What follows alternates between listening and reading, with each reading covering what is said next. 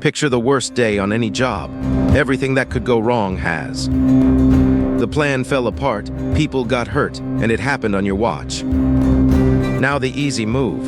Find the reason it was not your fault. The map was wrong, the orders were wrong, the team let you down.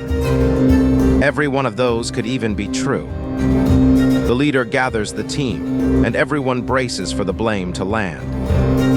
Then he says the one thing no one is ready for. It was mine, all of it my fault. And that sentence is the entire book. Two men wrote it, after leading through the hardest fighting of a hard war. They came home, started teaching leaders, and saw the same split everywhere. The teams that won owned their failures. The teams that lost owned a list of excuses. Same principle in a war zone or a small business. It does not care which. This is extreme ownership. 8 hard principles and one that ties them together, and everyone lands squarely on you. Which sounds heavy until you hear the second half. If it is your fault, then it is also yours to fix.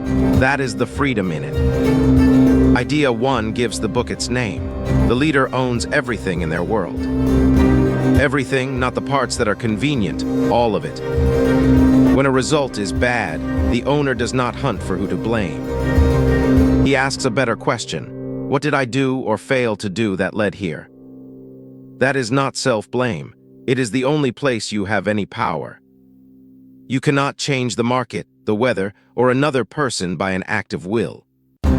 You can change what you do next, so that is where the owner looks first. And here is the strange part. Ownership at the top spreads downward. When the leader stops blaming, the whole team stops blaming too. Idea 2 is the hardest to swallow. There are no bad teams. The authors ran a brutal training exercise with boat crews. One crew won every race.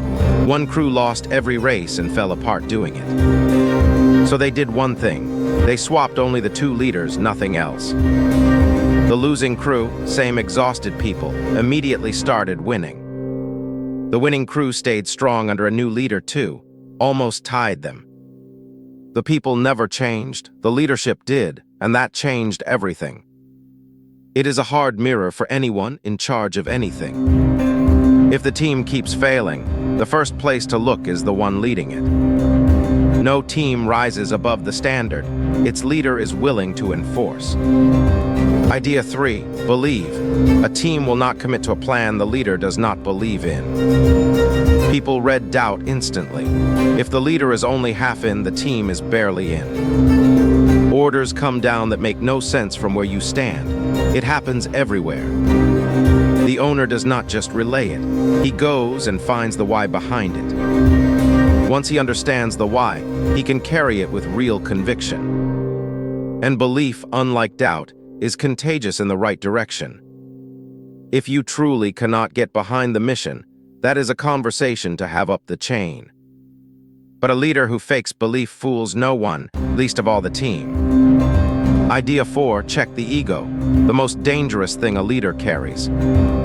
Ego tells you that you are right, that the plan is fine, that feedback is an attack.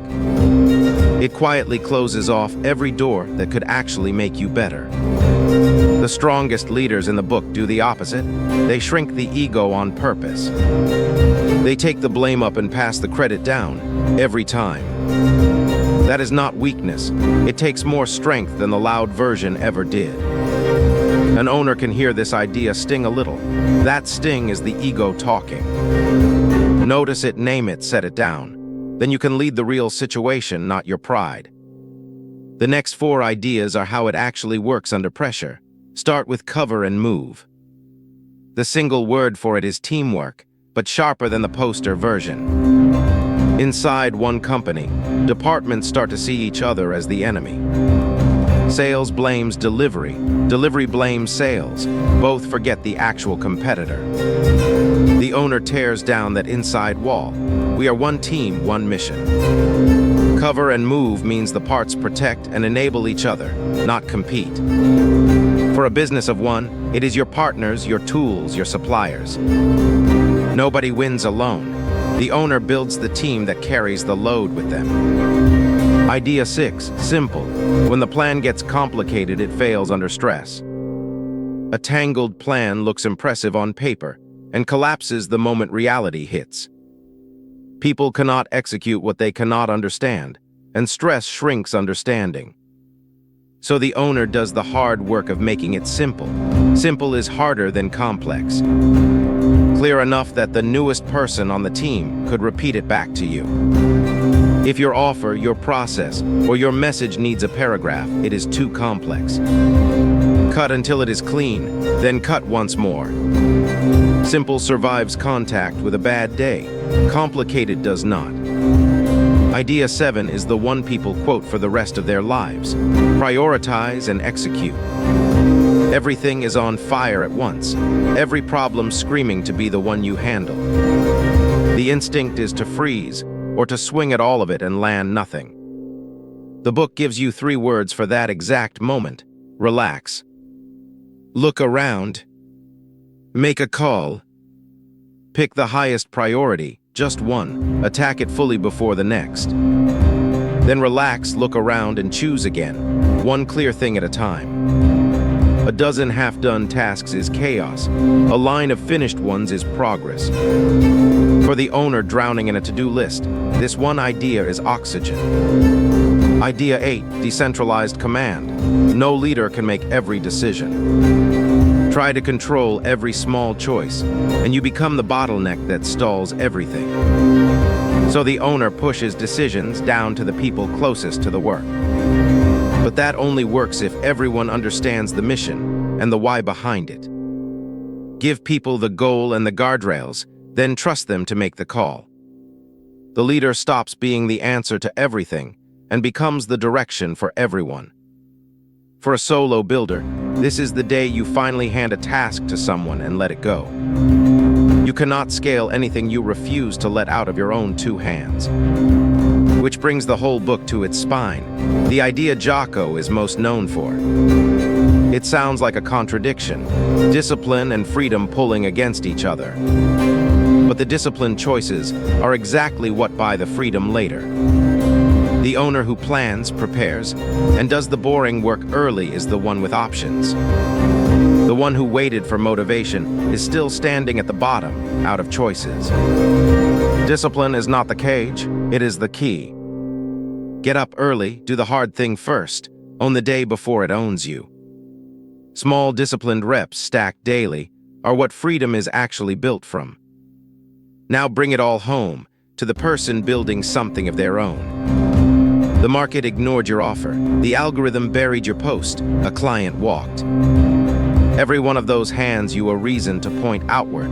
Extreme ownership refuses it. Not because it feels good, because your own work is the only lever you actually hold. The offer was unclear, so make it simple.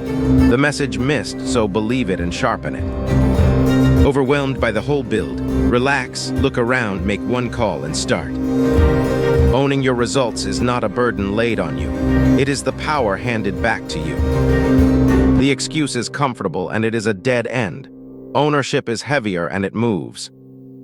So take the hard question home tonight. Point it at the mirror, not the window. What is one result you have been blaming outward that is actually yours to fix? That is Extreme Ownership by Jocko, Willink, and Leif Babin. Discipline over excuses, ownership over blame, that is the whole discipline of it. If an idea like this is worth your time, there is more where it came from. Subscribe, like, and leave a comment with the book you want drawn next.